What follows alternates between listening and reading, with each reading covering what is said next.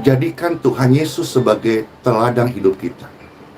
Karena teladan hidup itu berbicara lebih kuat daripada omongan maupun ajaran. Pastor Andy dalam hal ini meminta maaf ya. Khotbahkan atau ajarkanlah apa yang sudah engkau lakukan, dan lakukanlah apa yang sudah engkau khotbahkan atau ajarkan. Ini merupakan satu peringatan dan teguran keras kepada tubuh Kristus gereja Tuhan, terlebih kepada para pelayan Tuhan atau hamba-hamba Tuhan, termasuk di dalamnya pastor, pendeta, penatua, gembala.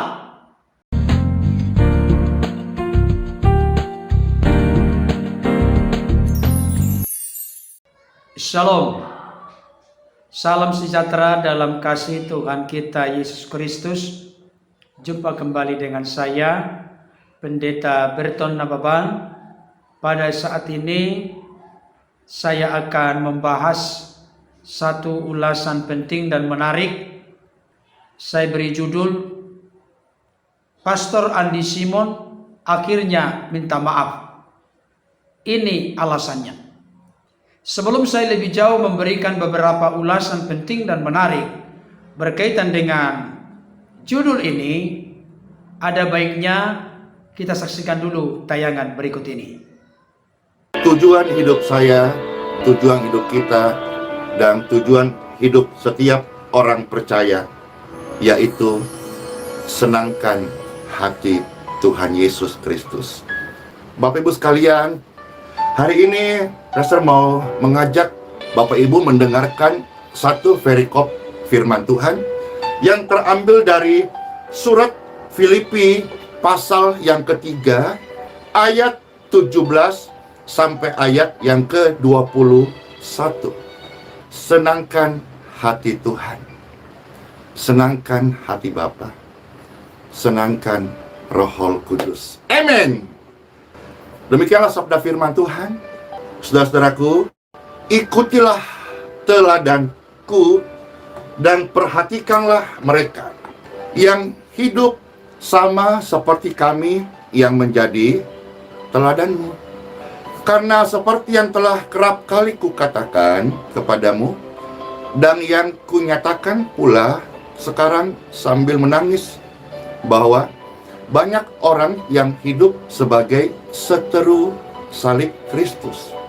Dan akibat hidup dari seteru salib Kristus, akhirnya kesudahan hidup mereka ialah kebinasaan. Kita tidak mau saudara-saudara berakhir dalam kebinasaan. Jadikan Tuhan Yesus sebagai teladan hidup kita.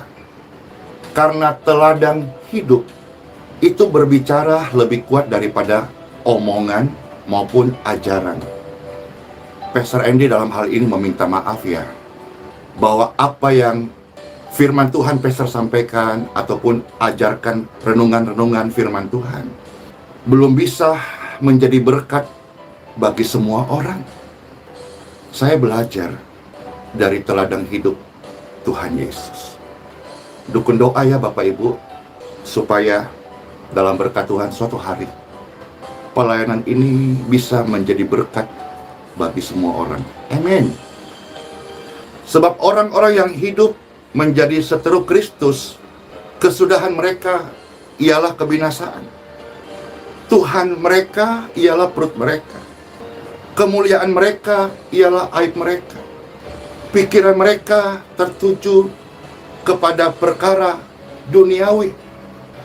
Orang-orang yang mau memberi teladan hidup daripada Yesus Kristus, memang mereka harus dipisahkan. Seperti sebuah tabung yang kosong, dikosongkan untuk diisi dengan minyak yang baru. Karena kewargaan kita ada di dalam surga, dan dari situ juga kita menantikan Tuhan Yesus Kristus sebagai juru selamat yang akan mengubah tubuh kita yang hina ini sehingga serupa dengan tubuhnya yang mulia menurut kuasanya yang dapat menaklukkan segala sesuatu kepada dirinya. Yang Pastor dapatkan dari ayat ini, pesan bagi seluruh pemirsa dan pendengar dimanapun berada. Yuk kita berlomba-lomba menjadi teladan, baik dalam kehidupan kita, dalam tutur bahasa kita maupun dalam pelayanan kita. Sekali lagi, sampai hari ini Pastor sadar betul bahwa pelayanan yang Tuhan percayakan ini belum bisa menjadi berkat bagi semua orang. Maafkan saya, dan saya mengajak semua pemirsa dan pendengar, yuk berlomba-lomba jadi teladan. Teladan hidup kita akan berbicara lebih kuat daripada omongan maupun ajaran yang kita sampaikan. Saya belajar menjadi teladan karena teladan hidupku adalah Tuhan Yesus. Pemirsa, pendengar, di mana saja saudara berada, yuk di dalam komunitas, di dalam keluarga ya, masyarakat, yuk berlomba-lomba menjadi teladan. Tuhan Yesus hidup. Tuhan Yesus menolong saya. Tuhan Yesus menolong Bapak Ibu sekalian. Yuk kita hidup selalu mengandalkan Tuhan Yesus Kristus. Dan tujuan hidup kita serta motivasi kita hanya senangkan Tuhan Yesus Kristus. Tetap percaya, tetap berharap, tetap berdoa. Kemarin saudara-saudara di Facebook, admin memposting puluhan kesaksian. Ya, sebetulnya masih banyak lagi bagaimana sampai hari ini kuasa doa masih menolong orang-orang percaya dan memberi kesembuhan. Khususnya hari-hari ini di tengah negeri kita yang mengalami pandeminya, virus, banyak yang menerima kesembuhan, saudara. Yuk kita berlomba-lomba saling mendoakan, saling menguatkan, karena doa juga bukannya sekedar kita show atau kehidupan sebagai mesbah pribadi, tetapi teladan hidup. Doa harusnya menjadi warna setiap orang percaya. Doakan negeri ini supaya negeri ini menang dari pandemi dan virus ini. Doakan seluruh gereja-gereja Tuhan bangkit menjadi pendoa, bersinar, menyampaikan firman Tuhan. Doakan seluruh hamba-hamba Tuhan menjadi berkat dimanapun mereka berada. Doakan seluruh jemaat orang-orang percaya agar mereka semua memiliki roh yang menyala-nyala untuk melayani Tuhan Yesus Kristus. Layanilah seorang dengan yang lain, dan biarlah teladan dari Yesus Kristus saja yang akan dibaca, dilihat, ditemui dalam kehidupan setiap orang percaya. Banyak hal kita alami, saudara-saudara. Ketika mau jadi teladan, tantangan ada. Tapi ingatlah, apa yang saya sampaikan ini sebagai closing statement hari ini. Ingatlah tujuan kita. Ingatlah motivasi kita. Ingatlah bagaimana kita memberi diri melayani. Ingatlah bagaimana Tuhan memanggil kita. Dari apa, dari siapa, dari bagaimana. Ingatlah kasih mula-mula.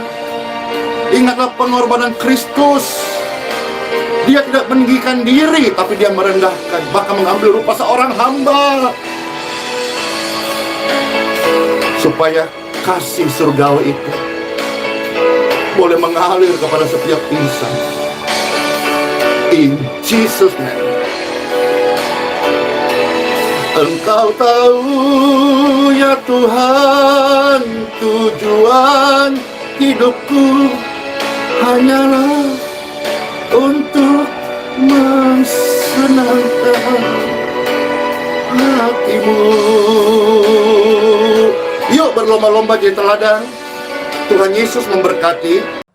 Baik Bapak Ibu Saudara, tadi kita sudah menyaksikan dan menyimak serta mendengarkan hal-hal penting yang disampaikan oleh hambanya Pastor Adi Simon yang bisa menjadi pedoman dan pegangan dalam hidup kita. Beliau menyampaikan secara praktis, tetapi bisa menjadi contoh, bisa menjadi pembelajaran penting dan berharga bagi setiap kita. Hambanya Pastor Adi Simon memulai pernyataannya dengan berkata bahwa tujuan hidup kita adalah untuk menyenangkan hati Tuhan. Itu sebabnya saya tertarik dengan satu pujian yang menegaskan, aku mengasihi Engkau Yesus dengan segenap hatiku. Aku mengasihi Engkau Yesus dengan segenap jiwaku. Ku renungkan firman-Mu siang dan malam, ku pegang perintah-Mu dan ku lakukan. Engkau tahu ya Tuhan, tujuan hidupku hanyalah untuk menyenangkan hati-Mu. Saudaraku yang dikasihi oleh Tuhan, kita dicipta, eksistensi keberadaan kita ada di tengah-tengah dunia ini dengan maksud dan tujuan untuk menjadi kesukaan, kesenangan bagi Tuhan. Dengan kata lain, hidup kita adalah hidup yang memuliakan, mengagungkan dan menyenangkan hati Tuhan. Itulah yang menarik di hati Tuhan atau di hadapan Tuhan. Ada satu pujian lain yang dikarang oleh anak Tuhan dengan judul Tuhan ku mau menyenangkan-Mu. Refrain dari lagu itu menegaskan, menyenangkan-Mu, senangkan-Mu, hanya itu kerinduanku. Menyenangkan-Mu, senangkan-Mu, hanya itu kerinduanku. Bapak Ibu Saudara yang dikasihi oleh Tuhan, ketika kesukaan Tuhan adalah menyenangkan hatinya, dan kesukaan kita menyenangkan hati Tuhan, ini merupakan sesuatu yang sangat indah dan luar biasa dalam konteks Tuhan sebagai pencipta dan kita adalah ciptaan. Terlebih khusus kita sebagai orang-orang yang telah ditebus oleh Yesus dengan harga yang mahal. Darahnya yang tercurah di kayu salib telah menebus hidup kita dari dosa, kematian kekal, dan dari jeratan kuasa iblis. Selayaknya lah hidup kita memuliakan dan menyenangkan Tuhan. Itu sebabnya Paulus pernah berkata kepada jemaat di Roma, karena itu saudara-saudara, demi kemurahan Allah, aku memperingatkan atau menasihatkan kamu supaya kamu mempersembahkan tubuhmu sebagai persembahan yang hidup, kudus, berkenan kepada Allah. Itulah ibadahmu yang sejati. Ibadah yang inti, ibadah yang pokok, ibadah yang hakiki di hadapan Tuhan adalah ketika kita menyerahkan atau mempersembahkan totalitas keseluruhan hidup kita kepada Tuhan. Dengan kata lain, ketika kita hidup menyenangkan Tuhan. Bapak Ibu Saudaraku yang dikasihi Tuhan, salah satu hal yang dirindukan oleh Tuhan dari hidup kita dalam konteks menyenangkan Tuhan adalah dengan kita menjadikan Tuhan Yesus sebagai contoh dan teladan hidup kita. Hambanya Pastor Simon menegaskan, teladan hidup berbicara lebih keras daripada omongan kita, termasuk juga di dalamnya ajaran kita. Saya tertarik dengan pernyataan seorang rekan hamba Tuhan, secara praktis mengalimatkan satu mutiara kebenaran yang jadi berkat bagi saya. Beliau berkata, khotbahkan atau ajarkanlah apa yang sudah engkau lakukan, dan lakukanlah apa yang sudah engkau khotbahkan atau ajarkan. Ini merupakan satu peringatan dan teguran keras kepada tubuh Kristus, gereja Tuhan, terlebih kepada para pelayan Tuhan atau hamba-hamba Tuhan, termasuk di dalamnya pastor, pendeta, penatua, gembala, supaya kita menjadi contoh dan teladan dengan meneladani Kristus. Itu sebabnya firman Tuhan sering berkata, kita diubahkan tiap-tiap hari menjadi serupa seperti Kristus. Bahkan Rasul Paulus menyampaikan kepada jemaat Kolose dalam Kolose 1 ayat ke-28 sampai 30 bahwa Paulus bekerja keras, mengerahkan seluruh tenaga, berusaha sedemikian rupa untuk memimpin tiap-tiap orang kepada kesempurnaan dalam Kristus. Bapak Ibu Saudara yang dikasihi Tuhan, Hambanya Pastor Rani Simon memberikan satu pernyataan yang menurut saya betul-betul lahir dari ketulusan, kesungguhan, kemurnian, dan didasari dengan kerendahan hati. Beliau berkata begini, Bapak Ibu Saudara, dan ini yang menjadi judul dari ulasan ini saya buat. Beliau meminta maaf. Apa dasar atau alasannya Pastor Rani Simon meminta maaf? Karena firman Tuhan yang diajarkan dan disampaikan selama ini belum bisa secara optimal dan maksimal menjadi berkat bagi semua orang. Saudaraku yang dikasihi Tuhan, berarti alasan atau argumentasi dari Pastor Rani Simon meminta maaf atau mohon maaf kepada seluruh orang percaya dimanapun berada. Karena hambanya Pastor Rani Simon ketika menyampaikan firman Tuhan atau mengajarkan firman Tuhan belum bisa menjadi berkat bagi semua orang. Ini merupakan satu contoh dan teladan panutan bagi kita, Bapak Ibu Saudara. Beliau yang sudah bisa menjadi berkat bagi banyak orang, sudah bisa memberikan inspirasi bagi banyak orang, sekalipun memang yang namanya pro dan kontra itu selalu ada. Dan kita tidak perlu kaget dengan hal itu. Karena apa? Karena di zaman Yesus sendiri pun, bahkan terhadap Yesus sendiri pun, ada yang pro dan ada yang kontra. Tapi puji Tuhan, kebanyakan yang pro. Ahli-ahli Taurat, ilmu-ilmu agama Yahudi, orang-orang Farisi, orang-orang Saduki, mereka itu selalu kontra dengan Yesus. Mereka datang mendekat kepada Yesus bukan dengan satu maksud dan tujuan atau kerinduan untuk belajar dengan rendah hati, tetapi hanya mau mencari-cari kesalahan Yesus, ingin menjebak Yesus. Saudaraku dikasihi Tuhan, memang itu yang saya lihat sedang dilakukan oleh beberapa hamba Tuhan atau pendeta senior saat ini. Tugasnya hanya ingin mencampuri urusan orang lain, mencari-cari kelemahan orang lain. Kepada hamba Tuhan, pendeta senior atau junior seperti itu, saya ingin menegaskan, mengapa engkau melihat selumbar di mata saudaramu, tapi balok di matamu sendiri tidak engkau lihat? Yesus dalam khotbah di bukit menegaskan, keluarkanlah dahulu balok dari matamu, maka engkau akan bisa melihat dengan jelas selumbar di mata saudaramu.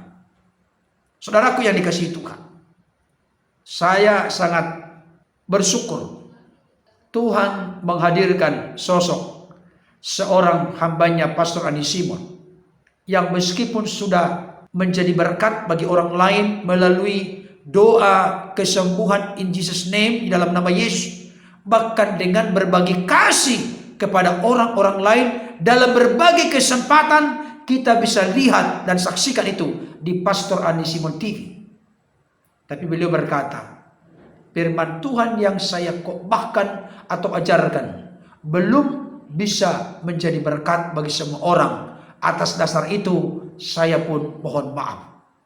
Sekarang kita tarik kepada diri kita masing-masing. Apakah hidup kita sudah bermanfaat menjadi berkat bagi orang lain?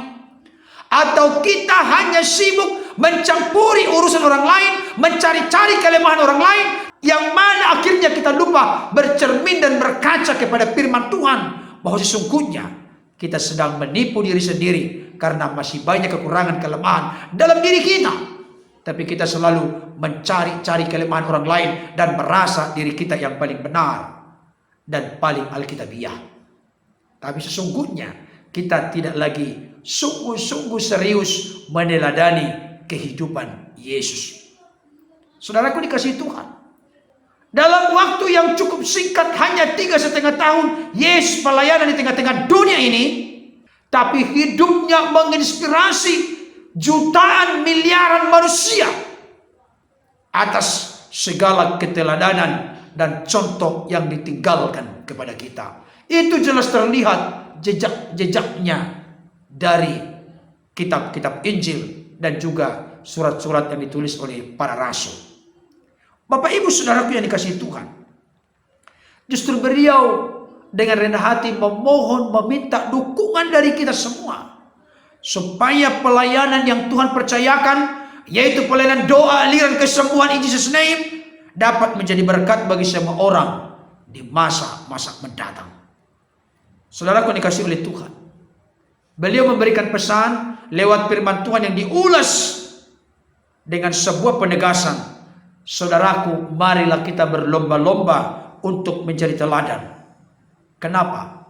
Karena teladan hidup lebih kuat, lebih keras berbicara daripada omongan, kata-kata, atau ajaran kita. Bapak Ibu Saudara dikasihi Tuhan, marilah kita menjadi contoh dan teladan dalam keluarga kita, dalam komunitas kita, dalam masyarakat di mana kita berada. Ini menjadi sesuatu yang sangat penting. Karena dengan menjadi contoh dan teladan, hal itu akan justru mengingatkan, menyadarkan kita bahwa hidup kita punya tujuan dan motivasi yang jelas untuk memuliakan dan menyenangkan hati Tuhan.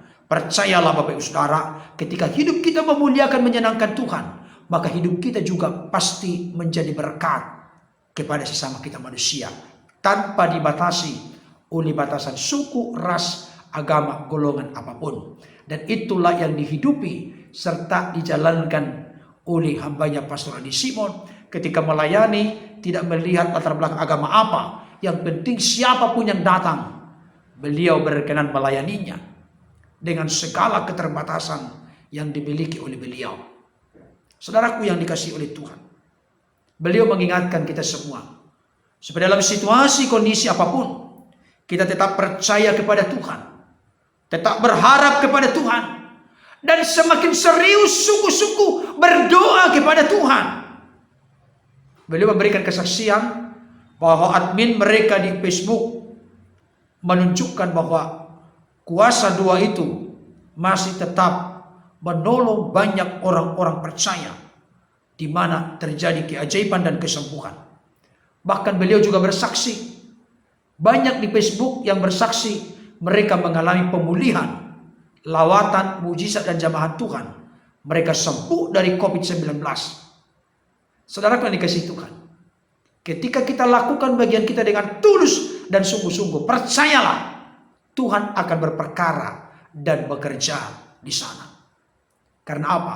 Tuhan kita hidup, Tuhan kita ajaib, Tuhan kita maha kuasa, dan Tuhan kita maha peduli dan maha kasih bagi setiap kita yang berseru kepadanya. Tentunya tidak pernah dikecewakan dan dipermalukannya. Saudaraku yang dikasihi oleh Tuhan, beliau memberikan dorongan kepada kita supaya berdoa bagi gereja-gereja Tuhan, berdoa bagi hamba-hamba Tuhan, berdoa bagi negeri kita tercinta yang sedang dilanda pandemi virus corona saat ini.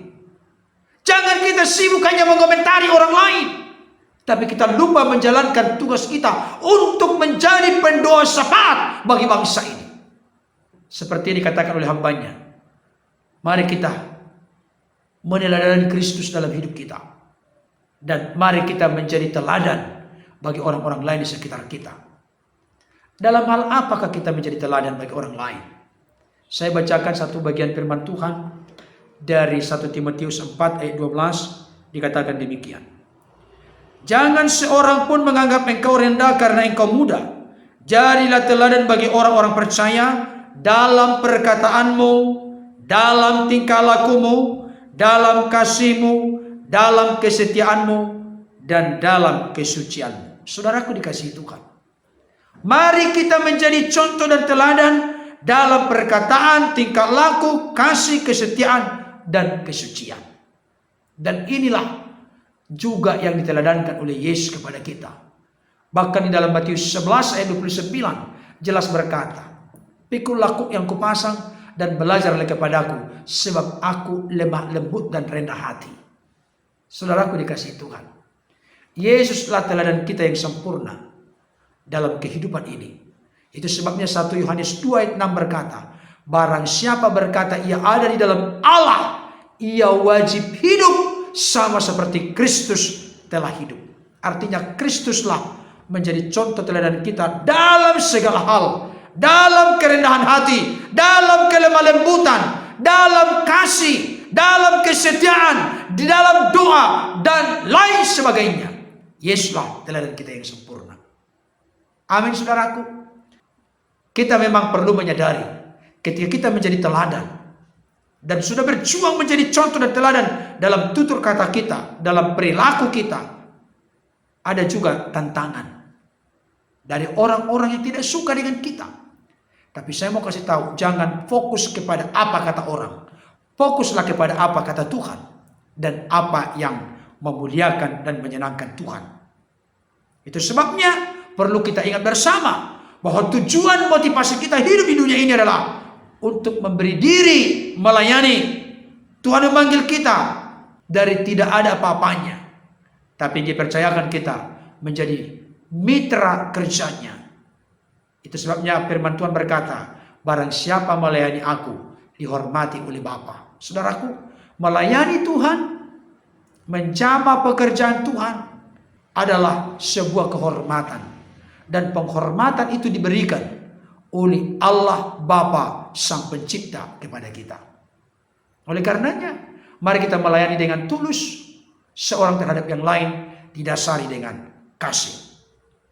Hal ini menjadi sesuatu yang sangat penting, dengan puncaknya supaya kasih surgawi boleh mengalir senantiasa dalam hidup kita kepada orang-orang di sekitar kita, bahkan kepada orang-orang yang kita layani dimanapun Tuhan percayakan. Saudaraku dikasihi Tuhan, hambanya Pastor Reni Simon sampai menyampaikan satu pernyataan, saya mohon maaf karena belum bisa melalui khotbah, ajaran dan pelayanan menjadi berkat bagi semua orang. Pertanyaannya, adakah kesadaran yang tinggi dalam diri kita masing-masing untuk mengatakan hal yang sama? Kita mohon maaf kepada orang-orang lain oleh karena kita belum bisa menjadi berkat bagi banyak orang. Padahal sebetulnya kalau kita jujur menilai, hambanya Pastor Reni Simon sudah menjadi berkat bagi banyak orang lewat pelayanan doa, aliran kesembuhan in Jesus name, dalam nama Yesus, dan juga lewat perbuatan kasih kepada sesama manusia tanpa dibatasi oleh agama apapun. Saudaraku dikasihi Tuhan, saya pikir saya juga ikut mengungkapkan pernyataan yang sama dengan hambanya Pastor Reni Simon. Saya juga memohon maaf kepada Bapak Ibu Saudara dimanapun berada, oleh karena barangkali melalui penyampaian saya, khotbah atau pengajaran yang saya sampaikan, bahkan hidup saya belum maksimal dan optimal menjadi berkat bagi banyak orang. Kiranya kita masing-masing menyadari akan kekurangan, kelemahan, keterbatasan kita, sehingga membawa kita dalam pengalaman dimensi yang lebih dalam akan Tuhan, bahkan hidup kita semakin hari oleh karena didasari dengan kerendahan hati menjadi berkat bagi orang lain. Tuhan Yesus memberkati. Amin.